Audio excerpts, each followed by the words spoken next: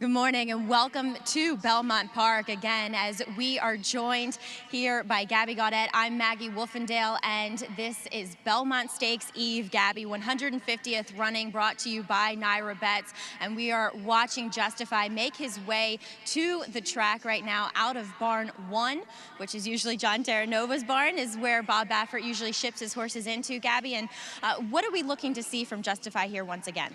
I think we're looking to see his energy levels. Obviously, yesterday, the first day that he took to the Belmont main track, he showed a lot of energy for sure. He was in the bridle, Bob Baffert saying that he was pretty fresh too, and you could see that. But I think that's a good sign and love the way he looked. He was just floating over the track. He really grabbed a hold of this Belmont surface, Big Sandy, as it's affectionately known as, in the right kind of way, everything you want to see. And as you mentioned, his energy levels, you don't typically see that. A lot of horses, maybe of lesser caliber, or let's be serious, tend to kind of look around and maybe aren't in the bridle as much, but he was all about his business. And I think that really speaks volumes of what a horse he is and how much stamina and how much class he has shown in just a short amount of time. Yeah, we talked about this yesterday a little bit, but just his progression throughout the Triple Crown series. I mean, going into the Kentucky Derby, he was very impressive. But I'm even more impressed by him going into the Belmont Stakes. Even in Bob Baffert's words, he said he's kind of a heavier type of horse. He had a lot of baby fat in the start of his 3-year-old campaign. He has turned into a man. He is so defined in his muscle. He's so fit. That's exactly what you want to see going into the Triple Crown. And Bob has really said that he seems to be thriving on all of this. Now, coming out of the Derby, he did have that bruised hind foot. And a lot of times we see that with tracks that are wet, that he had to run over in the Derby and the Preakness. So I think coming out of the Preakness, where he didn't have that kind of bruised foot, that he was even better. And we saw that here yesterday. Yeah. You were down at Churchill Downs. Talk a little bit about him there. Well, unfortunately, Bob Baffert, Justify was feeling very fresh after the Kentucky Derby. He brought him out to, as he usually does, he did it with American Pharoah too, to just show the media Justify after him winning the Kentucky Derby. And unfortunately, at Churchill, there are pebbles outside of the barn. I mean, it's kind of a rough surface if you think about it. And he just took a funny step, and I think people kind of over-exaggerate. I mean, these are athletes. He put in a tremendous performance in the Kentucky Derby. You're a horsewoman. You know horses are going to come out of races like that sometimes with minor injuries. You fix it, and you move forward. Exactly, and they fixed it by putting a 3/4 shoe on him, just a shoe that didn't necessarily go over that bruised part of the wall of his foot, just to kind of alleviate any pressure. And after a couple days, it was good to go, and he put a regular shoe back on. So really, he has not looked back since then, as we are seeing horses coming on the track. Horses tend to kind of swell up right outside the path to go on, and horses actually from the backside have to cross over the main road here through Belmont Park to get to the main track. That's why for coming over to races, they come through the tunnel and they go to the paddock that way. So we are going to see Justify coming on right now as he's accompanied by his pony Sunny. Regular exercise rider Umberto Gomez is aboard here once again today, and thank you for everybody who pointed out that the pony's name is Sunny on Facebook yesterday. And of course, Jimmy Barnes in the saddle of Sunny. And this is something that we've seen throughout the Triple Crown, Jimmy Barnes on Sunny accompanying Justify. Usually, obviously, to get him started, jogging him off a little bit, then he departs from the pony and gets into a little bit of a stronger gallop.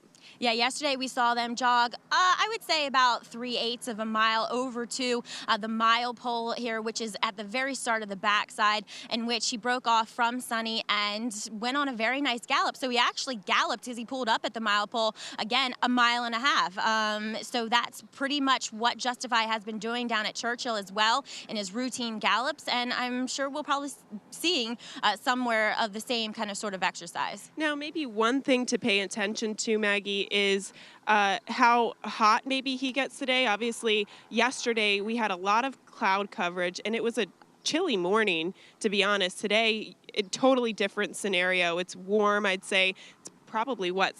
70. I would say 70 around, and heating up with every minute as the sun is beating down. Now, we saw him break away from the pony a little bit earlier here today, about the 1.25 mile pole, as he is heading on to the backside now. And I Yep, I see him. I lost him for a moment there. I lost but him now as well. he looks there like he he's the rider is really got him under. Humberto Gomez really has him under a stranglehold right now, just trying to keep him from going a little bit too fast. Looked like he was fighting the restraint just a little bit there. Yeah. But definitely, once again, Maggie, I'm seeing that he's really in the bridle today. Yeah, he is. Wow. He's just kind of getting over the ground effortlessly, as I said yesterday. And as you just pointed out, I'd say he's actually going a little bit stronger than what he was yesterday. Yeah, I would have to say so too. And credit to Humberto Gomez, just getting him to try to relax. As you've galloped many horses before in the past, sometimes it can be difficult. And it all begins from the start. You have to have a good hold of him once you get into that gallop. Yeah, exactly. And a lot of times you see these horses at Belmont, and I know down the backside, they can get pretty strong with you because this is a very big track, and they just see that wide open space and they take advantage of it. They get a good kind of open stride length on you, and then you hit the turn, and really it's not a turn that's going to slow a horse down because it's so wide and sweeping that they don't really notice that much of a change. And as I was saying yesterday, you see horses a lot of times, maybe their first time over this track, kind of swapping leads a little bit. It's tougher because they are having to hold those leads and stay on those leads a little bit longer than they would on any kind of other normal track that's, let's say, a mile or a mile and an eighth round. Exactly. And because this track is so big, it tends to stay a little bit less crowded, which I think really helps in a horse that can get a little bit aggressive. Obviously, Churchill Downs, smaller track, Pimlico, smaller track, and things can get a little bit hectic. Here we see him coming around the bend. Yeah, and we're going to see a horse come up on the inside of him, see how he reacts to that, which he doesn't at all, really. So yesterday we did see him kind of looking up at the grandstand. It's a big one. Justify, we can't blame you there. But as he's coming down the lane here, he just doesn't seem to get bothered. No. You know what I mean? He had a bruiser come by him right there, and he didn't even, flick an ear or come up off the bridle at all. And right here was about the time yesterday that he did swap leads. See, he's used to it now. Yep, exactly. He's a quick learner. I think that's definitely a good thing to notice. And as you saw from him, though, ears pricked, good energy. Humberto really getting him to relax today, though.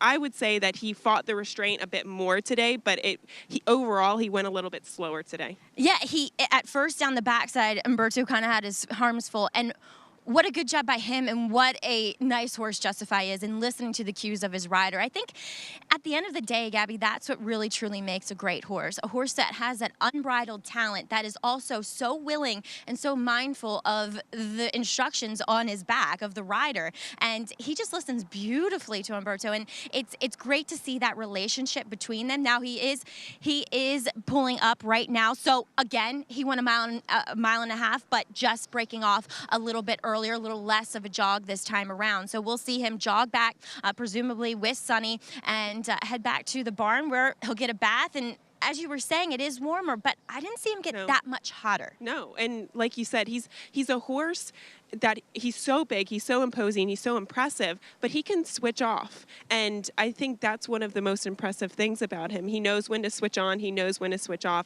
and really listen to the rider and his cues. Today, what can you say? You can't say anything negative about him. Absolutely not. Bob Baffert's got to be pretty confident going into this Belmont Stakes, considering how he's trained the last 2 days. Yeah, but Bob has said that he is a realist at heart. And at this point, he's kind of said that it's almost out of his hands. He's done everything he can. And at the end of the day, he just wants a victory for the horse, for Justify. And because Justify has earned it. Yeah. It takes a special horse to maybe not perform their best, as people are saying in the Preakness, to still win. To face those adverse conditions that aren't really in their best interest and still prevail and get the job done. Now, I'll ask you a question, Maggie, because I thought that this was a little bit unusual. Bob Baffert saying yesterday in the press conference that they're not going to paddock school him, or it's unlikely that they're going to paddock school him. But usually when we see horses ship in who have never been here before, that's something that they do. I mean, you saw a lot of paddock schoolers yesterday. Do you find that to be at all unusual? I think Bob is doing that because of the horse. Because Justify, as he has said in the first 2 legs of the Triple Crown, that he doesn't turn a hair, that he is totally at ease with himself when saddling, that he's not concerned about it at all, of this horse getting upset in the Belmont paddock. Yes, we have seen several horses school. Yesterday, I got to see Hofburg, Tenfold, and Gronkowski. Now, that's kind of typical of their trainers, especially Belmont and Chad Brown. We consistently see them school their horses. Chad brought over maybe 20 horses to school yesterday. I mean, he's running 30-something odd horses over these next 20 horses in the next 2 days. Yeah, so Insane. over the full Belmont Stakes festival.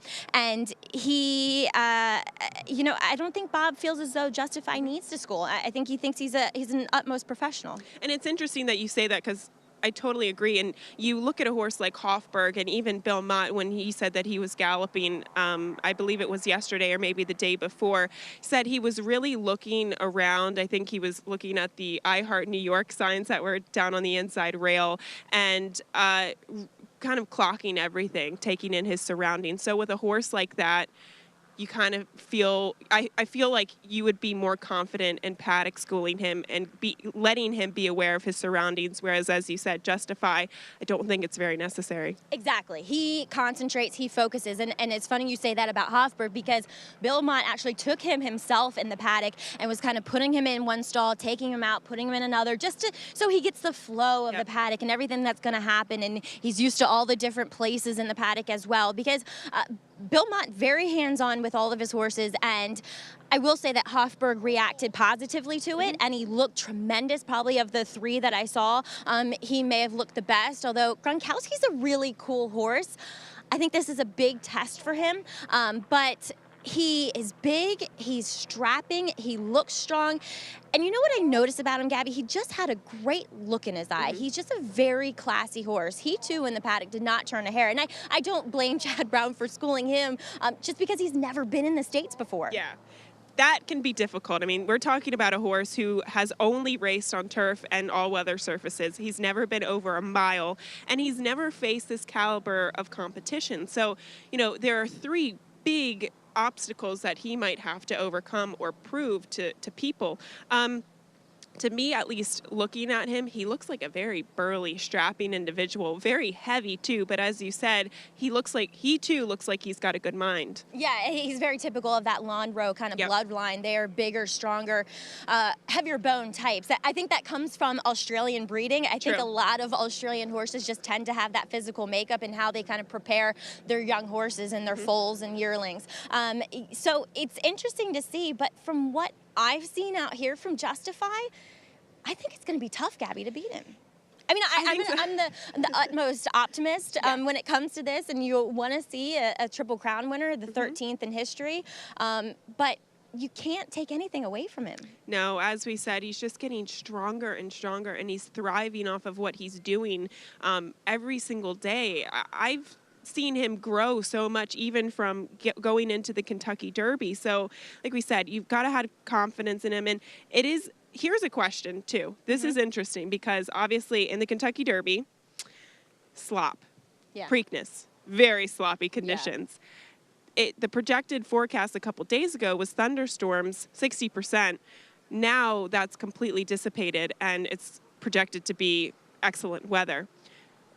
How do you think that he's going to fare on this surface? Do you think it's going to hurt him at all, or do you think he's going to even improve off of it? Absolutely not.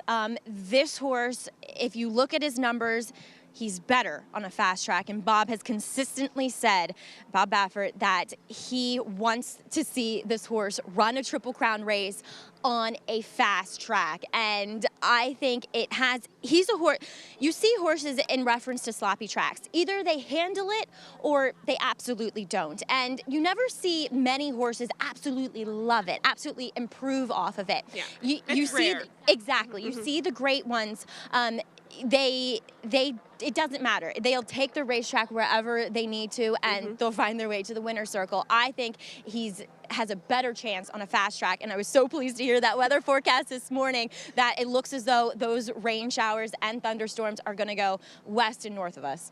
Yeah, so for multiple reasons, we're happy that it's going to be sunshiny day for sure. But it'll be interesting. He does draw the rail. As you said, it's the winningest post position in the Belmont Stakes. But I still do think that Mike Smith has to have a little bit of an aggressive ride from the rail. But to me, at least on paper, Maggie, he just looks naturally the fastest. So there could be a scenario where he could just go wire to wire. Exactly. And kind of like we saw with American Pharaoh, I think that one thing that gets Justify beat is if some jockey really messes with him, which could happen. We'll see. And really uses their horse to kind of ride Justify's race for Mike Smith. So, but as far as Bob Baffert and Justify themselves, looks like exactly all systems go here. Well, Gabby, thank you. Great job as always, and thanks for joining us for this Belmont Park and a live edition of Justify Training. We will see you guys here at Belmont for the 150th running, brought to you by Naira Bets. It's Justify's chance at history.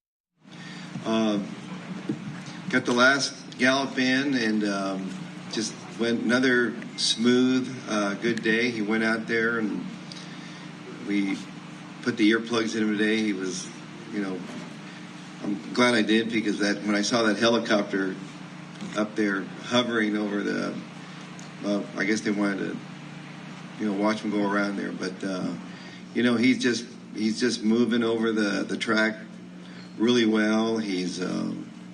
It's amazing how he just switched leads right on cue, comes down the lane. This is what a trainer hopes for to see the day before his horse runs. Coming off the track, he was just full of himself. He just seems like he's just still, improving. And so he looks like he's ready to run. I know he's going to show up and run his race, but he still has to get around there. He has to brake well, and there's the racing luck, which is out of our control. But I just couldn't be happier with him. He looks no different than American Pharoah did coming in here, and so we just have to wait and see how everything goes. Bob, are you surprised how well he's doing, considering you go Derby, Preakness, and now here? Yeah, I mean he's always been a big, strong horse. I remember I brought a horse up here, Point Given. He was a big, strong horse like him, and he seemed to handle everything really well. And they just, he just has a lot of, he's a big, muscled up horse, but he eats well, he thrives. He's really thriving right now. I just see a big difference in him. He looks like he's just getting really fit now, and because we had those races, he never had a chance to really. This 3 weeks has really, made a big difference on him. I can see a big difference in him, and I think he's been winning because he's so talented. He's that good of a horse. So now, what I saw today and yesterday, I'm really happy about it. Bob, it now looks like there will be a fast track for tomorrow's race. The rain is not really in the forecast anymore. Do you think this horse could be better on a fast track?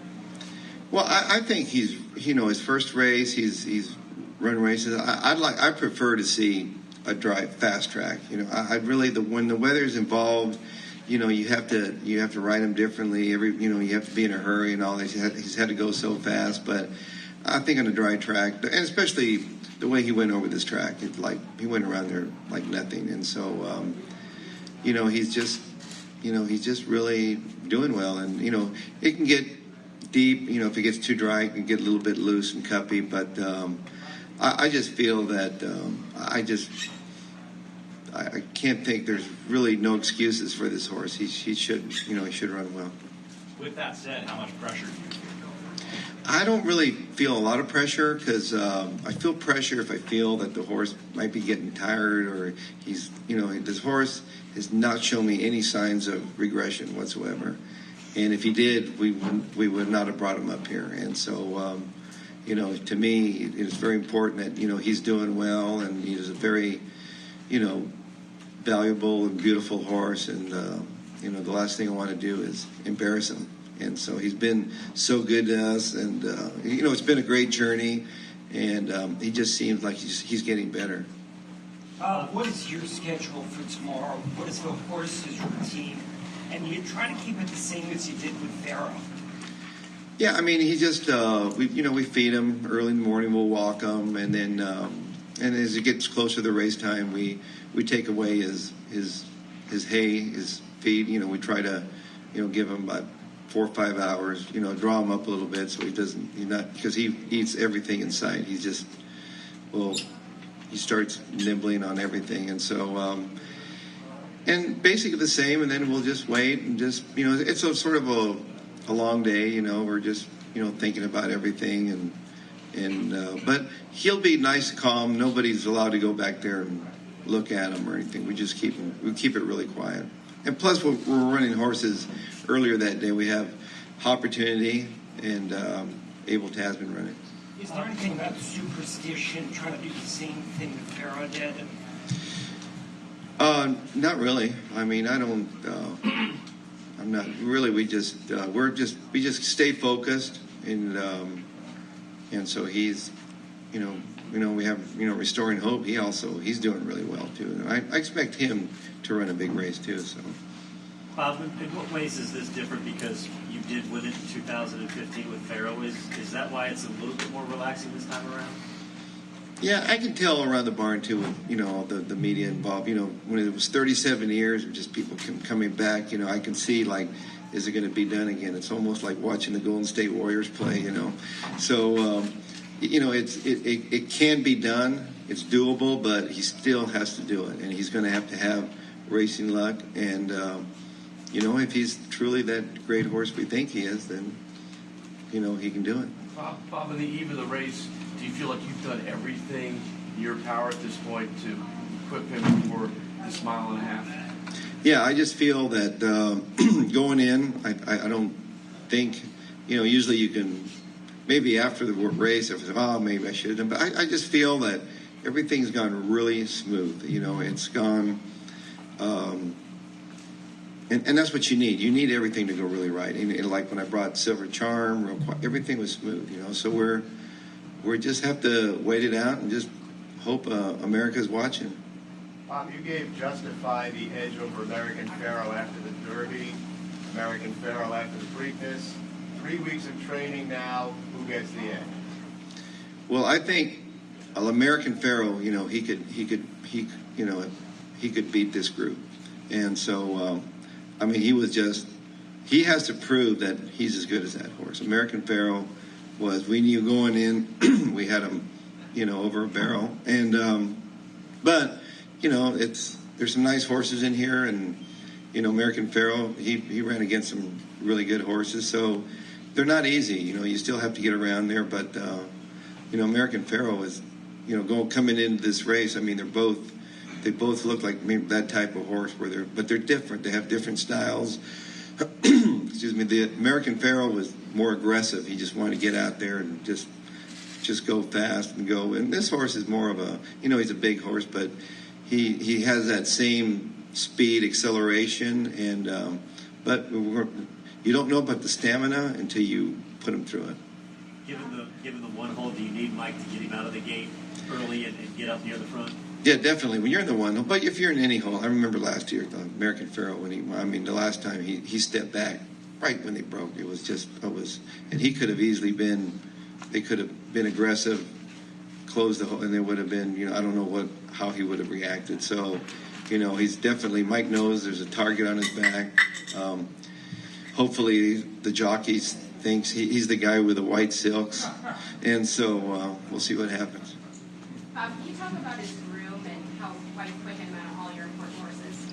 He just happened to draw this horse. These horses, when they come in, there's grooms that are, they're all work really hard. So he came in and he had a horse that I thought was decent, but he didn't pan out. So we moved him. So we weren't thinking Kentucky Derby. We knew we had a nice horse. So I said, I'm going to give you this horse, and he just happened to go into American Pharoah stall, and so it just things just work out for a reason. But yeah, I can't believe this. He had Pharoah, he had Arrogate, now he has this horse. So, but he's a really cool customer. He loves his horses, and he's very professional. Doesn't get caught up in He's very quiet. Likes to go under the radar. Doesn't like to be interviewed. He just loves his horse, and they get these grooms. They really don't get the credit, but they work so hard. They live with these horses,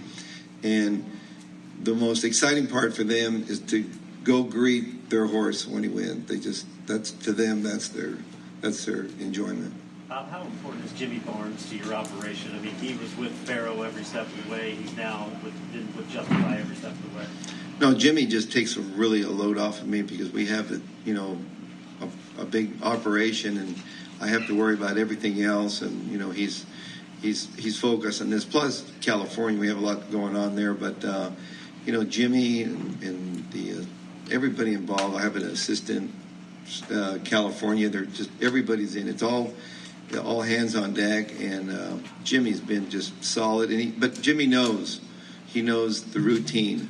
We can't get, once the horse went out, Jimmy turns into the enforcer. You guys stay away, let the horse rest. And but everybody, we know our job. And it's just a well-oiled machine. It's just everybody knows their job, and so it makes it easier. I don't have to worry about it. We're just in contact. We know this. If he's got to, call me, say, look, what do you about? We'll do this, or that's a good idea, whatever. But we just been through this. He's been with me since I think 1998, and so he knows what to do. Bob, how big of a race do you expect out of Restoring Hope? Restoring Hope, he's training really well. He's bred to go the mile and a half. We took the blinkers off. He had blinkers his last race, and we've been working. I think he'll be better with the blinkers. He was getting a little bit, aggressive there. But I've always thought back. I really thought he was going to be in the Kentucky Derby, and he showed me that kind of talent. But I think he's just as good as any of the other horses in there, and so we got to.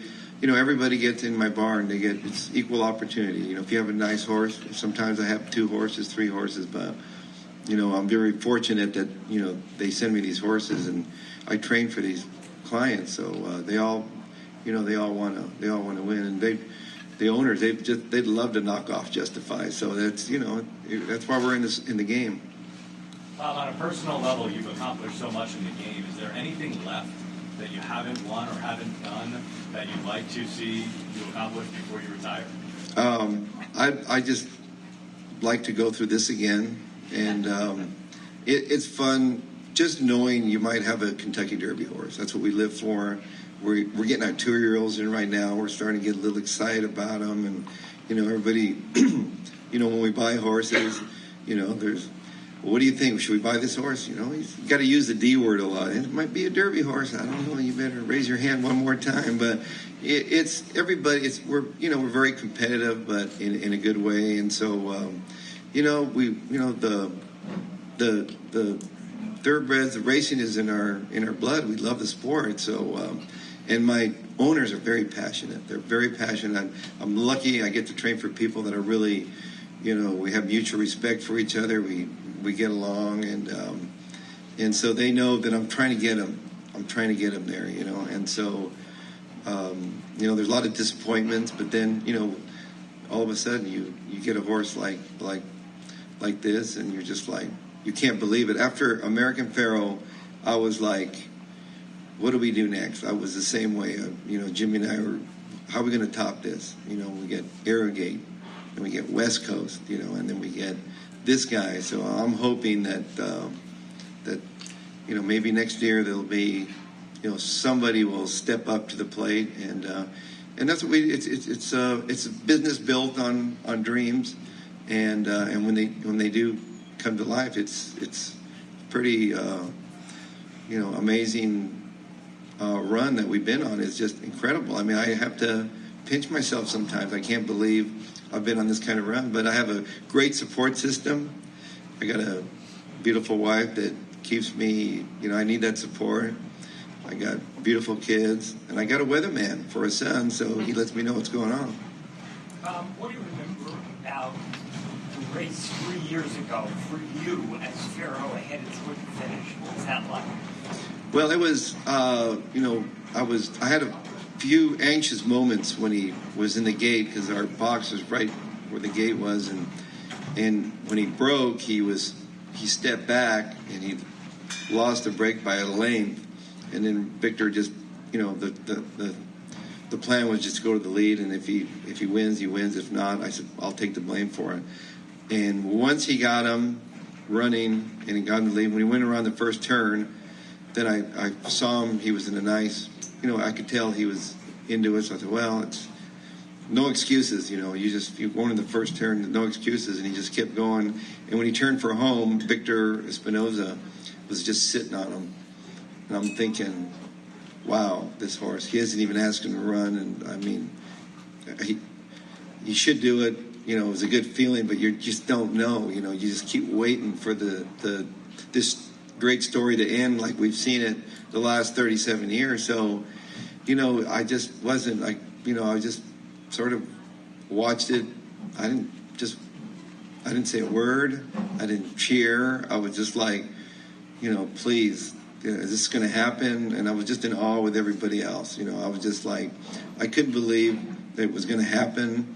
And then when he hit the wire, it was like, I remember, grabbing my wife. We were just like, almost like crying, because you think of all the other horses. I was thinking about my parents and everybody, and so it's something that, it was meant to be. Pharaoh was meant to win the Triple Crown, and that's why I really believe in that. Were you able to soak in the atmosphere, the energy, the electricity? Yeah, I sort of try to stay low, lay low, because I'm just, we're got a lot on mind, and we were, sometimes I like to run some horses in the undercard, and but you're just, you're trying to focus, you're trying to stay tuned, and so I just sort of like to just sort of hide out and just wait it out. And so at least we have a few horses running earlier today that look pretty good, so we're looking forward to them also. So what will you be looking for when Justify turns for home? Hopefully he's on the lead, and Mike is sitting on him. If I know at the Preakness, when I saw him before the quarter pole having to tap him on the shoulder, I knew that things weren't running as smooth as we thought. You don't want to see him, encouragement, but he was having to do it because of the afterward, because of the fog. But that little 2-week turnaround, and I missed a little time there. We had the foot issue and everything else, so it was like we didn't do much with him. But I just, I think now he's ready to do his thing.